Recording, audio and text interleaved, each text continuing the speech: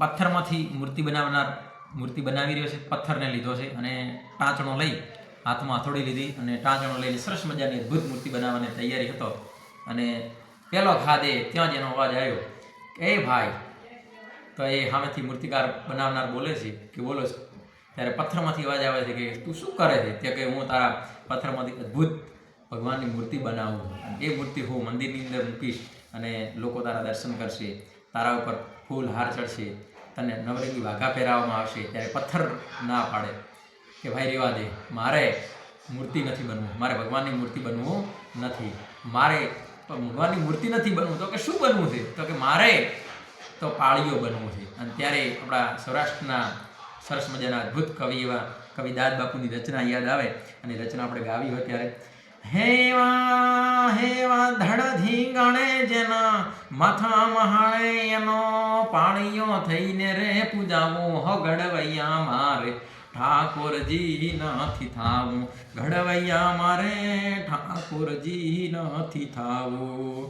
હોમાં હવન કેવલ્યા જગન જાપથી મારે નથી પધરાવું, હોમાં હવન કેવલ્યા જગન જાપથી મારે નથી પધરાવું.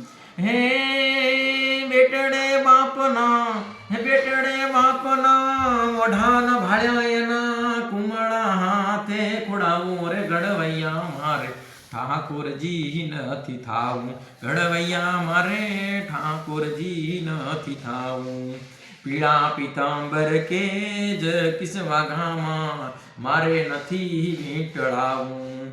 હે ગાઢ્યા તા રંગ એવા સિંદુરે ચોપડાઈ જાવું રે ઘડવૈયા મારે ઠાકોરજી નથી થાવું, ઘડવૈયા મારે ઠાકોરજી નથી થાવું. ગોમતીજી કે ઓલ્યા જળ જમનામાં મારે નીરગંગામાં નથી થાવું. હે નમતી હાજે કોઈ નમણીની જોગણના ટીપા હોડે નાવું રે ઘડવૈયા મારે ઠાકોરજી નથી થાવું, ઘડવૈયા મારે ઠાકોરજી નથી થાવું. બીડ્યા મંદિરિયામાં બેસવું નથી મારે ખુલ્લા મેદાનમાં જાવું. હે સુર શહીદોની સંગાથમાં મારે ગાંભીયું થઈને રે ખોડાવું રે ઘડવૈયા મારે ઠાકોરજી નથી થાવું, ઘડવૈયા મારે ઠાકોરજી નથી થાવું. કપટી જગતના કુડા કુડા રાગથી ફોગટ નથી રે ફૂલાવું. હે મુડદા બોલે એવા સિંધુડા રાગમાં સુરપુરો સર જાવું રે ઘડવૈયા મારે ઠાકોરજી નથી થાવું, ઘડવૈયા મારે ઠાકોરજી નથી થાવું.